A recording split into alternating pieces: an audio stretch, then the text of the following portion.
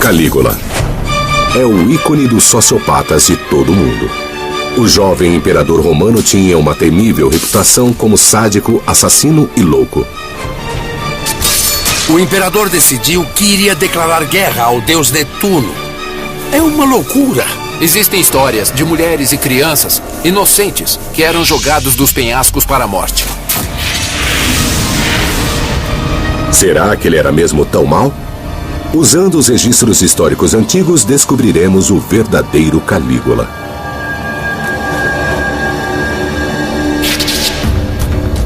Os pesquisadores estudarão sua vida turbulenta e farão vários testes científicos. Novas evidências arqueológicas mostrarão o local de sua morte sangrenta.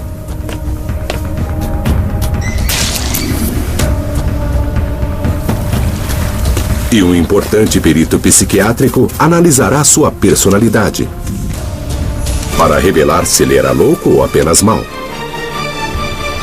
E como ele se situa entre os outros ícones do mau comportamento.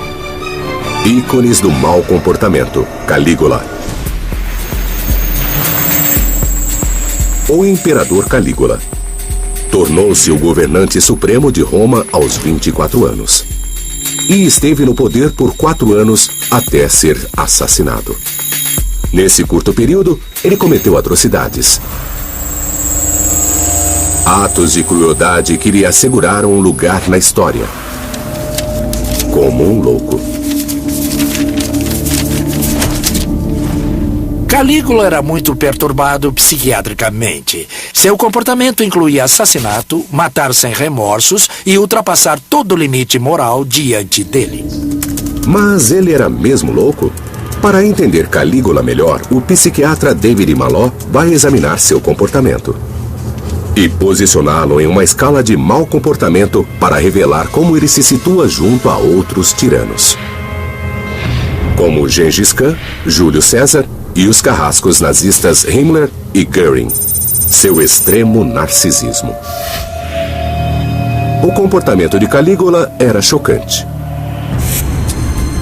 Ele dava banquetes magníficos e mandava decapitar criminosos durante o jantar. E enquanto seus hóspedes se embebedavam, ele estuprava suas esposas. Romanos importantes eram açoitados e executados. Era um espetáculo público e um aviso. Ele matou até pessoas de sua família. As histórias de horror são tão extremas que é difícil acreditar. Podemos confiar no registro histórico? Nossas informações sobre o reinado de Calígula vêm de 2 fontes. Filo, um contemporâneo, e Seutônio. E é Seutônio quem nos dá alguns dos detalhes mais chocantes e sombrios das histórias que aconteceram no reinado de terror de Calígula. Ele escreveu mais de 70 anos depois. Isso é como alguém que hoje escrevesse sobre a Primeira Guerra, mas ele tinha muito menos evidências. A caça por evidências começa na infância de Calígula. Ele nasceu em 12 d.C. e recebeu o nome de Gaio Germânico Augusto. Gaio era filho de Germânico, menino de ouro da família imperial, que era essencialmente um herói militar do mesmo porte que Alexandre o Grande. E basicamente Gaio foi criado no exército. O jovem Gaio passou a infância em um lugar parecido com esse. Um forte do exército romano. Ele andava pelo acampamento em um uniforme militar infantil feito por sua mãe. E os soldados adoravam. Eles até lhe deram um apelido, Calígula, que significava botas pequenas por causa das sandálias militares que ele usava. Quando o pequeno Calígula estalava os dedos, os soldados endurecidos pelas batalhas vinham correndo.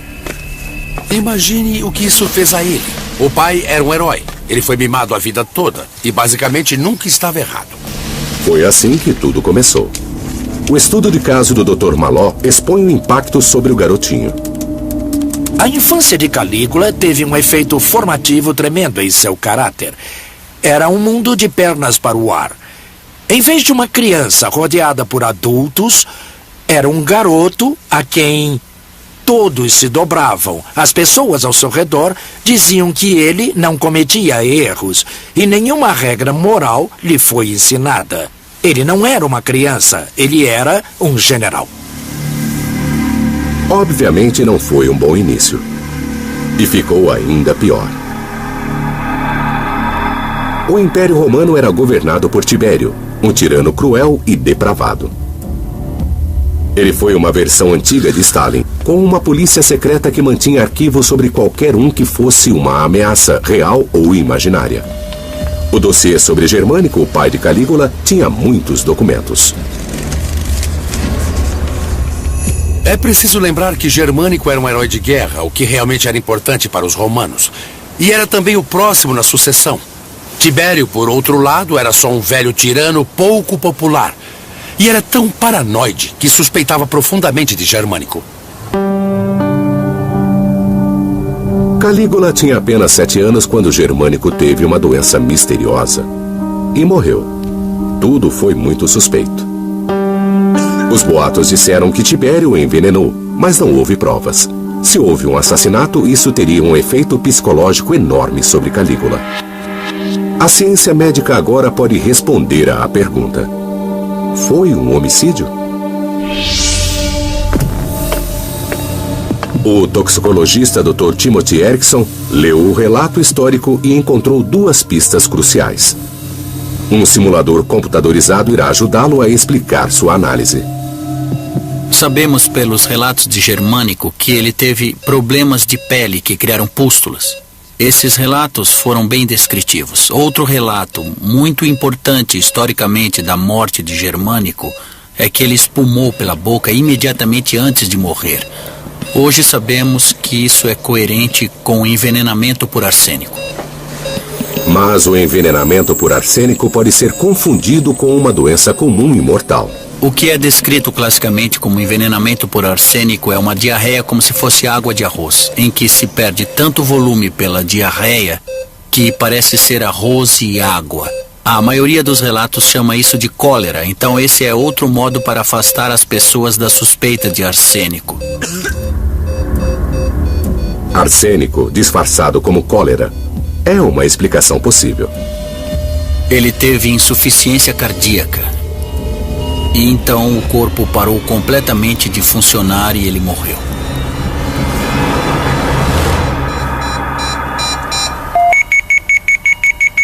Ninguém, nem mesmo Calígula, acreditou que Germânico morreu de causas naturais. A morte de Germânico teve um tremendo efeito no jovem Calígula. Ele viu o pai, um grande líder militar, morrer. Isso provavelmente levou a uma visão fatalista e talvez nihilista do mundo. Meu pai era grande, ele morreu jovem. Eu provavelmente terei o mesmo destino. Nos 12 anos seguintes, Calígula viveu isolado com a avó.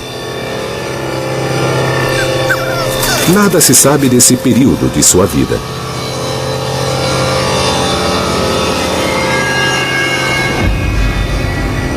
Mas o que aconteceu depois fez o assassinato do pai parecer algo simples.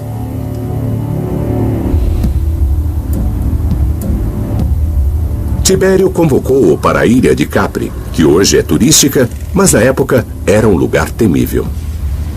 Estou correndo para pegar a balsa para a ilha de Capri. Quero explorar na ilha qual impacto ocorreu na vida de Calígula por estar lá. E quero me apressar, porque vem uma tempestade aí.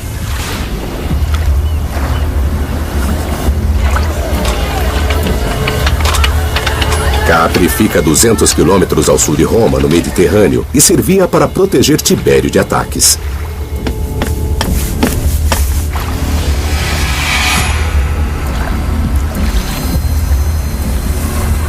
Chegamos a Capri e o tempo está fechado, sombrio e escuro.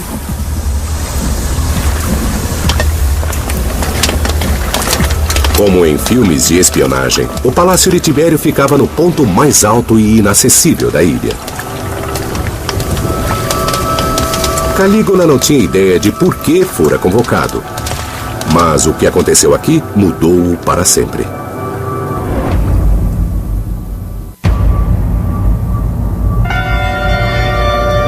Aos 19 anos, Calígula chegou à ilha do temido imperador Tibério. Calígula não tinha ideia do motivo da convocação.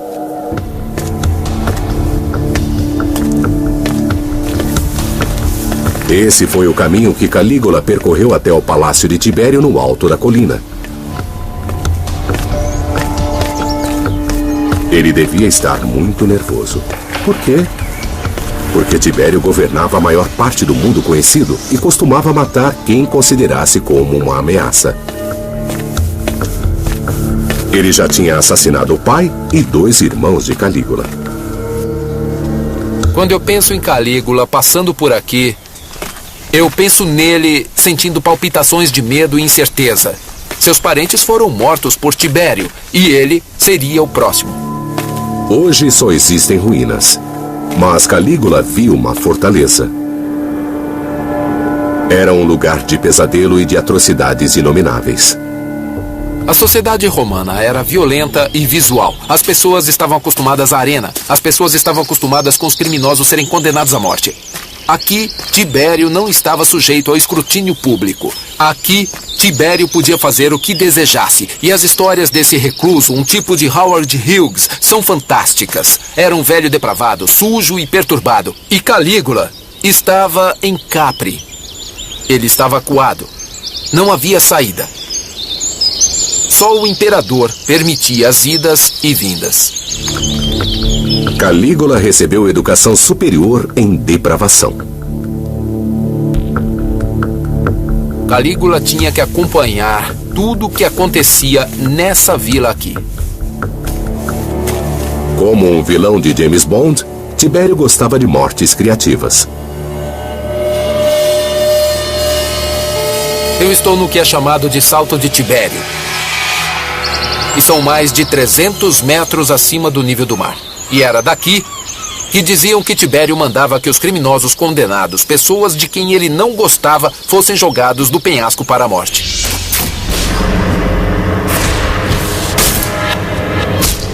Diziam que se eles ainda sobrevivessem, havia homens embaixo, em botes a remo.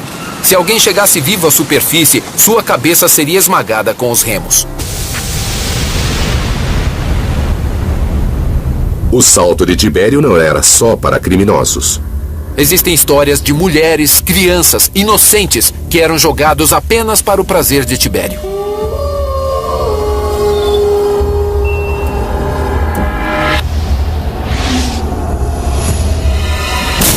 Calígula teve que testemunhar tudo isso.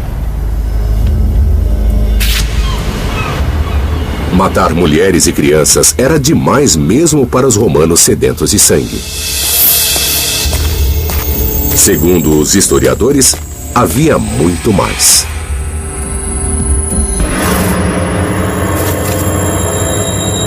Orgias, estupros, pedofilia, tortura. Todas as modalidades de mau comportamento. As histórias dizem que Calígula se abandonou e participou de todos os tipos de perversões sexuais e atos horríveis. Capri teve um efeito fortíssimo sobre Calígula. Ele aprendeu que a vida não tinha valor. Aprendeu que o propósito da vida era a busca do puro prazer. E aprendeu a associar puro prazer com violência. Calígula afundou cada vez mais em seu estado mental distorcido. Ele começou a se identificar com Tibério. Eu quero ser como Tibério. Ele queria ser Tibério, o homem que matara sua família e o mantinha na ilha. Foi uma versão antiga da Síndrome de Estocolmo. Calígula se ligou à fera.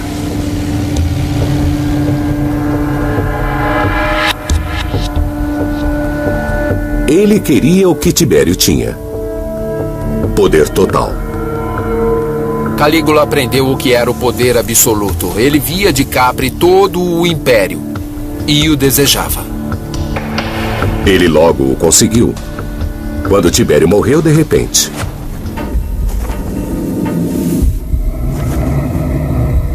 O historiador Suetônio disse que foi assassinato e que o assassino foi Calígula. Não existem provas. Mas Calígula se beneficiou com a morte do tirano. O governo do Império passou para ele e para Gemelo, o neto de Tibério. Porém, Gemelo só tinha 18 anos e era jovem demais para o poder.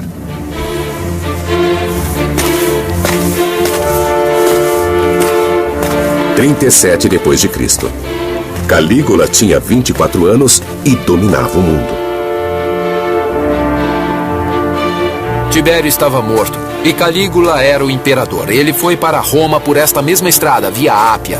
E as multidões saíram empolgadas, estavam jubilantes e prontas para ver um novo início com seu novo imperador. A primeira coisa que ele fez foi se afastar do temido Tibério. Calígula abriu caminho para o fórum onde muito publicamente queimou os arquivos secretos que Tibério mantinha sobre os cidadãos romanos.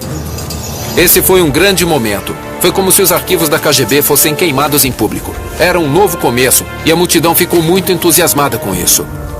Mal sabiam eles que Calígula tinha um backup dos arquivos com os mesmos dados.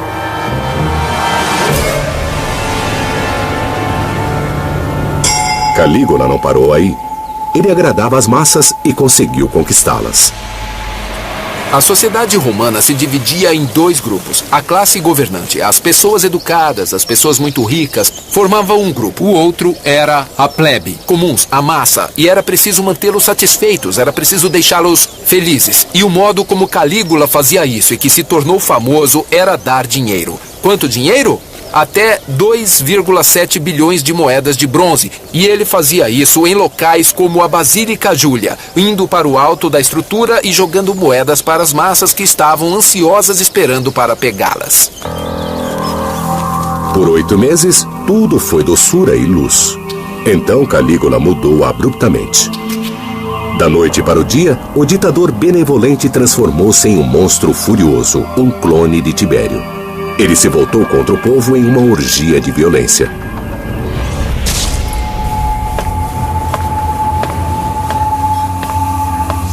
Calígula fazia banquetes deliciosos e elaborados como imperador. Comumente, isso seria um destaque social absolutamente fantástico. Mas com Calígula, durante as festividades, diante dos convidados, havia torturas e mortes. E havia sangue na toalha da mesa. O historiador Suetônio disse que ainda havia mais. Algumas vezes ele separava as esposas dos convidados e as levava embora. Ele estuprava e depois as levava de volta para o banquete e comentava seu desempenho sexual. Era escandaloso. Ele pensava que podia fazer isso e estava certo. Calígula era um abusador. Os romanos que cruzavam o caminho dele eram espancados, torturados e mortos em arenas públicas. Nem o sanguinolento Tibério havia chegado tão longe. Será que isso é verdade? Uma história diz que Calígula mudou as regras dos jogos dos gladiadores. Os gladiadores eram divididos em vários tipos, com base na armadura e nas armas que usavam. As pessoas torciam para um gladiador como torcem para times de futebol hoje. Bom, Calígula tinha um gladiador favorito que era da Trácia e era um gladiador de armadura bem leve. E normalmente ele lutava contra um murmilo que tinha armadura maior. Regras são regras. E por 300 anos nenhum governante romano ousara interferir. Seria como mudar as regras do campeonato. E isso faria com que todos o odiassem. Mas Calígula, diz a história, queria lutas mais longas e mais sangrentas, com mais sofrimento. E assim ordenou que um gladiador tivesse menos proteção. Será que isso funcionaria? Ou que o lutador com a armadura mais leve morreria logo?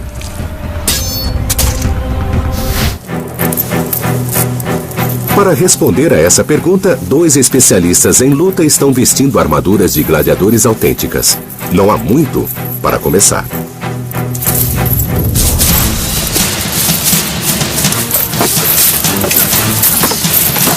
O médico militar Fred Galvin está a postos para avaliar os ferimentos. Muito bem, o que vamos fazer agora é começar a remover a guarda do braço deste gladiador. O que estamos fazendo é expor sem proteção os seus bíceps, os tríceps, os músculos do antebraço e do pulso.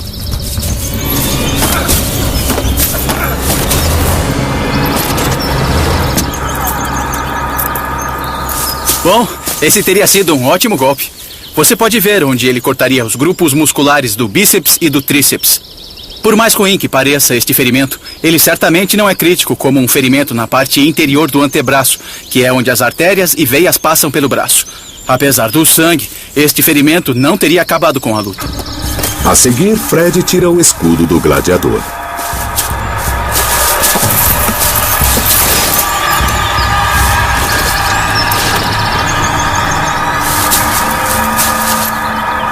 Esse foi um corte superficial no abdômen e nenhuma estrutura vital nesta área abdominal foi atingida.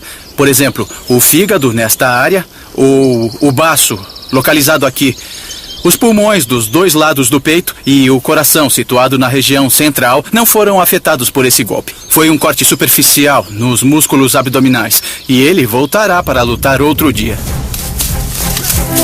O gladiador da Trácia poderia matar o oponente a qualquer momento, mas se ele não criasse o espetáculo sangrento que Calígula queria, o imperador não o deixaria sair da arena vivo. Calígula tinha talento natural para o mau comportamento. Porém, o que o teria transformado em um monstro?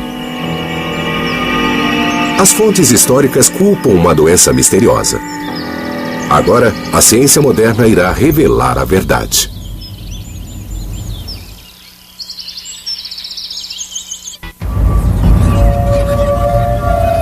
Roma, 37 d.C. Aos 25 anos, Calígula repentinamente se tornou um ditador violento e cruel. Fontes históricas da época culpam uma doença misteriosa por essa mudança em seu comportamento. Atualmente, causas mais específicas podem ser investigadas. Uma mudança súbita de personalidade sugere dano cerebral. Os romanos achavam que era uma punição dos deuses.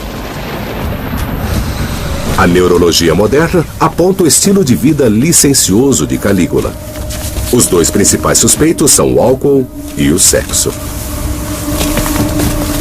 O herpes, uma doença sexualmente transmitida, pode causar a encefalite por herpes, que provoca danos cerebrais.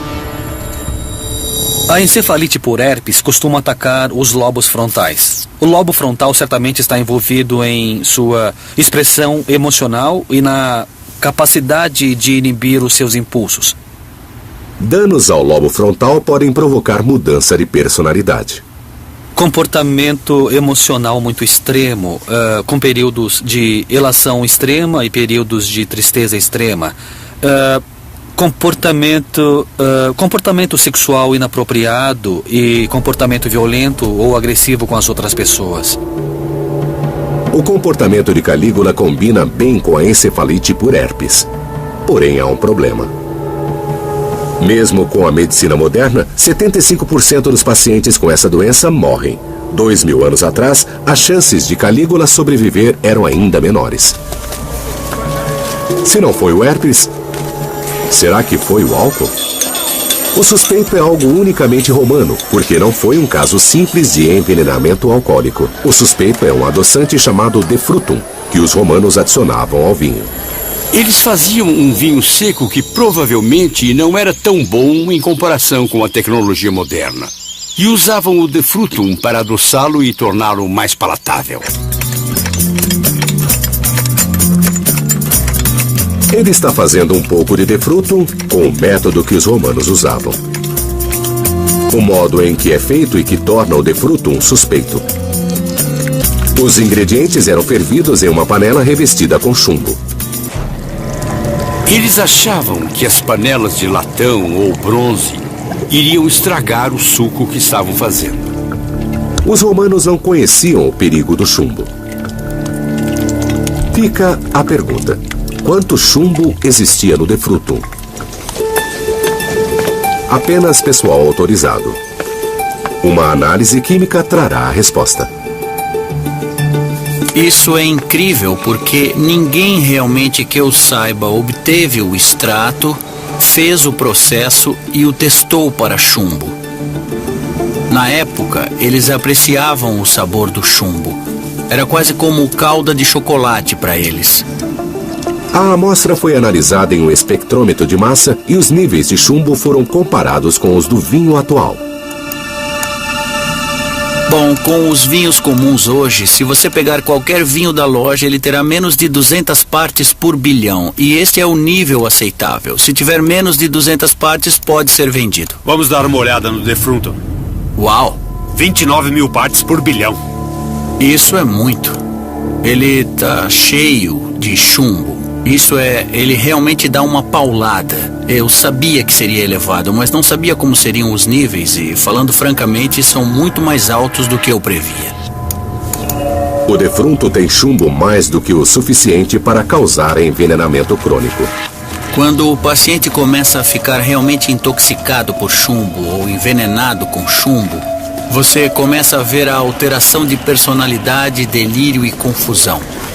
Isso poderia ser responsável pelas alterações de personalidade e o comportamento radical de Calígula? Eu acho que sim. Porém, Calígula não era o único romano que bebia muito vinho. Suporíamos que outros ficassem envenenados também. Um relato histórico dá a explicação. Philo escreveu que depois de assumir o poder, Calígula começou a beber demais. Até mesmo para os padrões romanos. O chumbo que ele consumiu acrescentou uma nova camada à sua personalidade perturbada. Enquanto Calígula estava doente, a multidão saiu às ruas para mostrar sua adoração pelo jovem imperador. Eles deviam ter ficado em casa. Durante a doença de Calígula, muitas pessoas fizeram promessas por sua recuperação rápida. Uma pessoa que fez um voto foi um certo plebeu, Publius Afranus Potus. E ele ofereceu sua vida pela vida de Calígula. E quando Calígula ficou bom, levou isso às últimas consequências. Ele o vestiu como um animal de sacrifício, colocou guirlandas e flores nele e o lançou das muralhas da cidade.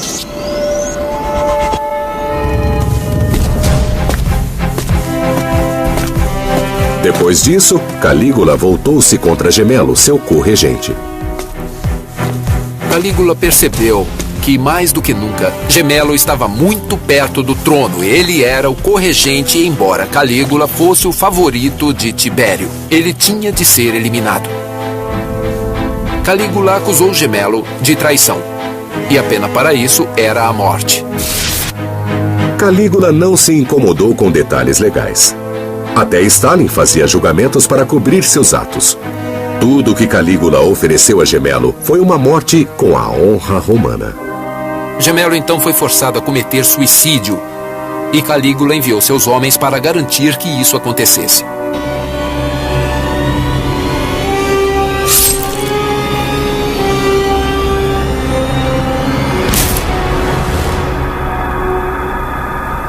O que se passava na cabeça dele?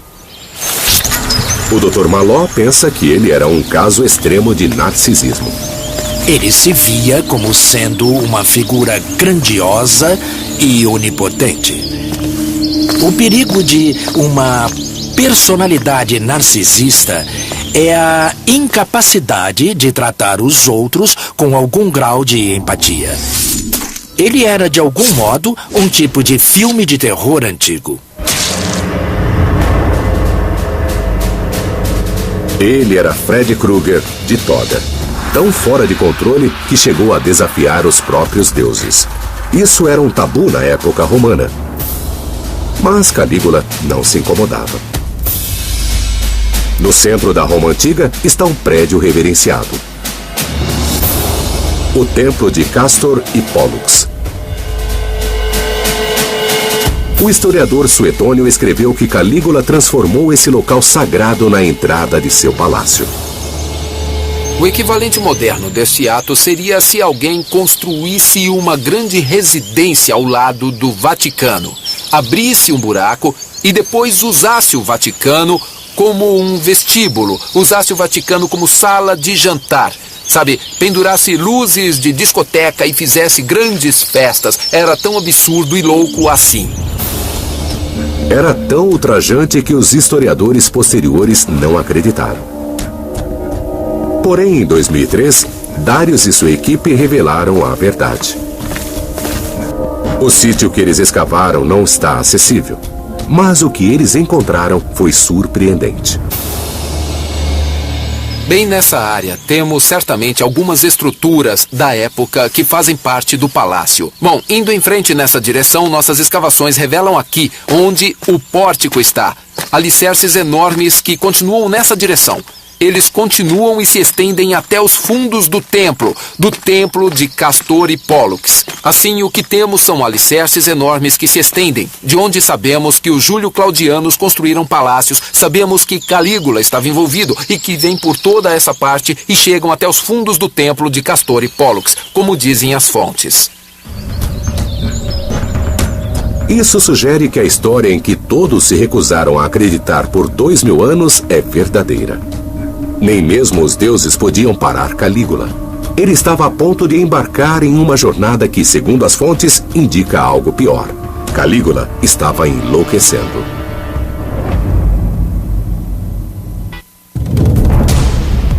Em 39 depois de Cristo. Aos 27 anos, Calígula governava Roma pelo medo. Mas isso não era o bastante. Ele queria garantir seu lugar na história, tornando-se um grande general. É preciso entender que Roma era um estado militar e havia uma regra intocável. Grandes líderes venciam batalhas. Quem quisesse ser respeitado em Roma tinha de sair e derrotar os bárbaros, e teria de fazer isso espetacularmente. Bom, além disso, Calígula vivia sob a sombra do pai Germânico, que fora um herói militar, e estava desesperado para sair dessa sombra. Basicamente, ele estava ansioso para se mostrar como líder militar. Assim, Calígula decidiu iniciar uma campanha militar a mais de 1.600 quilômetros de Roma, na costa norte da Europa. Suetônio escreveu que, depois de 8 meses, Calígula retornou a Roma, afirmando que havia conquistado a Britânia, algo que nem Júlio César havia conseguido. Suetônio também disse que Calígula criou um boato. E para provar que conquistara a Britânia, ele exibiu prisioneiros capturados, inclusive um chefe britânico. Existe uma forte suspeita de que os cativos não eram realmente prisioneiros e que eles eram escravos de Calígula que foram vestidos para parecer bárbaros. E o chefe britânico era provavelmente um desertor que foi até o imperador em busca de proteção. Porém, segundo Suetônio, esse não foi o ato mais ultrajante de Calígula. Imagine que você é um dos legionários prontos para embarcar na praia aqui para a invasão da Britânia e de repente recebe a instrução de que deve marchar para lá e começar a pegar conchas. Porque, em vez de invadir a Britânia, o imperador decidiu que iria declarar guerra ao deus Netuno. Se essa história é verdadeira, foi o ato de um lunático. Mas será que realmente aconteceu? Suetônio escreveu 70 anos depois sob um novo regime que queria desacreditar as declarações militares de Calígula. O que realmente aconteceu? A resposta está a 320 quilômetros nas margens do rio Reno, na Holanda. Existia uma série de fortes romanos ali, usados pelo imperador Cláudio para lançar uma invasão à Britânia 3 anos depois que Calígula estivera lá. Pesquisas recentes feitas por uma equipe arqueológica holandesa lançaram nova luz sobre a origem dos fortes.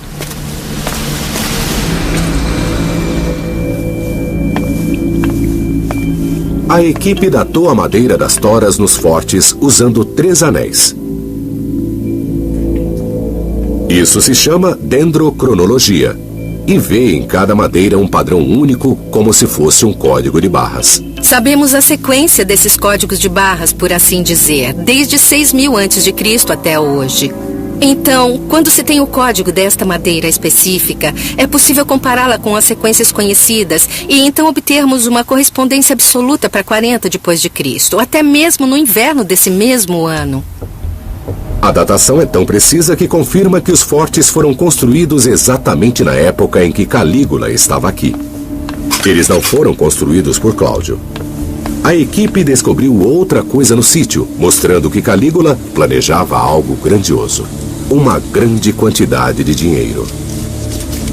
Durante a escavação do forte, encontramos umas 700 moedas. E mais da metade delas foi fundida no reino de Calígula. O que se vê aqui é uma moeda fundida no reinado de Calígula com um retrato do Calígula.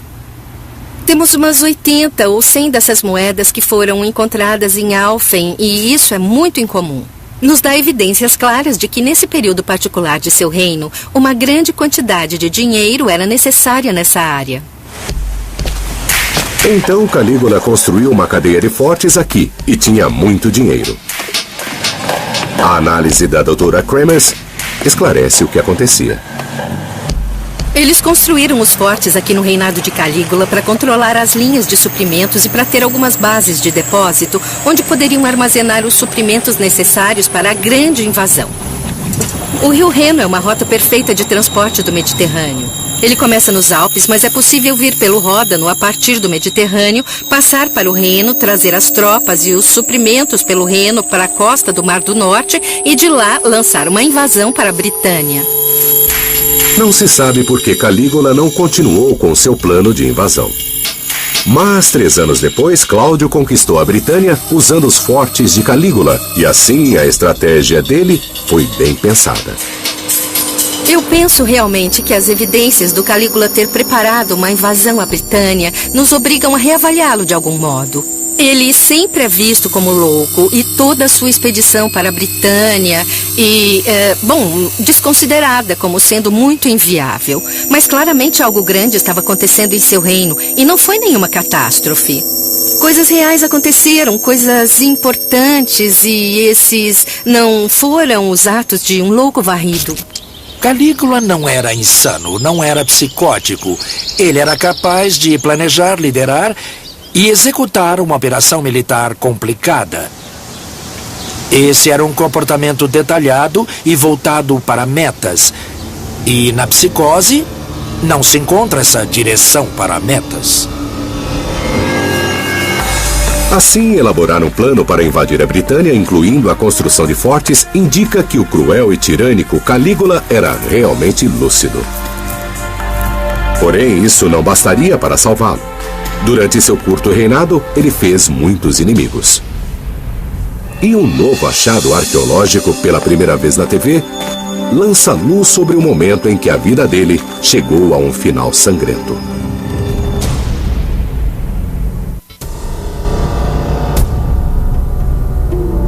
Calígula estava com 29 anos. Ele governava Roma há menos de 4 anos. E estava descontrolado. Ninguém estava a salvo de sua violência. Nem mesmo aqueles cujo dever era protegê-lo. Os guardas pretorianos. As fontes antigas nos dizem que Calígula desrespeitava os guardas pretorianos. Ele zombou de um deles por ter voz afeminada e desrespeitou o outro ao dormir com a esposa dele. Isso era loucura total. Esses homens eram os que guardavam suas costas, eram os homens que protegiam sua vida e saúde. Calígula parecia ter um desejo de morte. Num dia frio de janeiro de 41 d.C., ele foi aos Jogos Palatinos em Roma. Multidões empolgadas enchiam o teatro e as ruas. A atmosfera estava carregada. Na hora do almoço, Calígula deixou os jogos.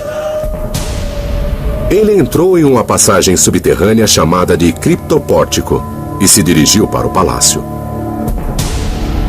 Porém, não chegou lá com vida. Esse tipo de criptopórtico ou passagem subterrânea permitia que você fosse por um labirinto de um ponto do palácio para outro. E essa é uma grande descoberta que foi feita recentemente. Essas passagens ficaram ocultas por quase 2.000 anos. Os arqueólogos as descobriram em 2006. E esta é a primeira vez que câmeras de TV entram aqui. As primeiras passagens descobertas foram construídas algum tempo depois de Calígula. Mas ao explorarem mais, fizeram uma descoberta que mudou tudo. Este é um dos sítios de escavações mais recentes. E bem aqui fizemos uma importante descoberta. Está escrito neste cano de chumbo, neste cano Tibérius Cláudio César Augustus. Quem é Cláudio? O sucessor de Calígula. Então estamos chegando mais e mais perto das realidades de Calígula. Este é um documento muito precioso que significa que os arqueólogos hoje estão reconsiderando toda a datação deste complexo. 2 anos depois dessa descoberta, os arqueólogos cavaram ainda mais fundo. Este criptopórtico é mais antigo do que o criptopórtico que vimos. O corredor que Calígula percorreu a caminho da celebração dos Jogos na colina. Sabemos que ele passou por um criptopórtico da colina palatina para seu palácio como este. E se viu isolado, longe dos guarda-costas, longe de seu séquito, sozinho. Estas são as passagens pelas quais Calígula realmente andou no último dia de sua vida violenta.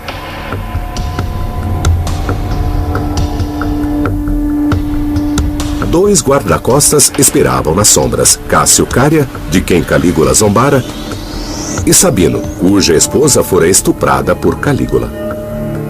E foi então que os conspiradores agiram. Cássio Cária e Sabino o esperaram aqui e deram o golpe. Calígula acabou morrendo no chão, em uma poça de sangue. Calígula era imperador há 3 anos, 8 meses e 10 dias. Ele tinha apenas 29 anos. Nesse breve tempo, ele transformou o amor dos romanos por ele em ódio e repulsa. Ele viveu em meio à violência. Gostava de assistir ao massacre de mulheres e crianças. Tornou ainda mais sangrentos os cruéis jogos dos gladiadores. Estuprou e assassinou. Onde esse mau comportamento antigo coloca na escala dos tiranos psicopatas? Embora possa ter assassinado para obter poder, quase todos os seus crimes foram cometidos para sua própria diversão. Esse comportamento psicopata colocou Calígula no extremo oposto da escala. Assassinos calculistas e impelidos por metas como Júlio César e Gengis Khan, para quem matar era uma parte necessária da meta de grandeza. Assassino psicopata. Ele estaria bem no alto da escala psicopata. Ele matava sem remorso, assassinava sem culpa. Era incapaz de ver os direitos das pessoas que o rodeavam. Esse homem era um psicopata totalmente calculista. Existe outro aspecto crucial da personalidade de Calígula que o separa dos outros: seu extremo narcisismo. Ele pontuaria muito alto em uma escala de narcisismo, com seu senso inflado de autoimportância, sua falta de empatia com os outros, sua necessidade de adulação. Assassino psicopata. Quem teria um perfil de personalidade similar ao dele? Eu consideraria alguns dos carrascos de Hitler como Himmler ou Göring para comparação, pois eles combinavam essa alta importância narcisista, essa autoestima muito inflada associada com essa imensa psicopatia e falta de remorso quando as pessoas morrem. Pegue tendências psicopatas, misture com uma grande dose de narcisismo e terá uma das personalidades mais aterradoras da história. Ainda pior pelo fato do mal cometido por Calígula ser frio e calculista.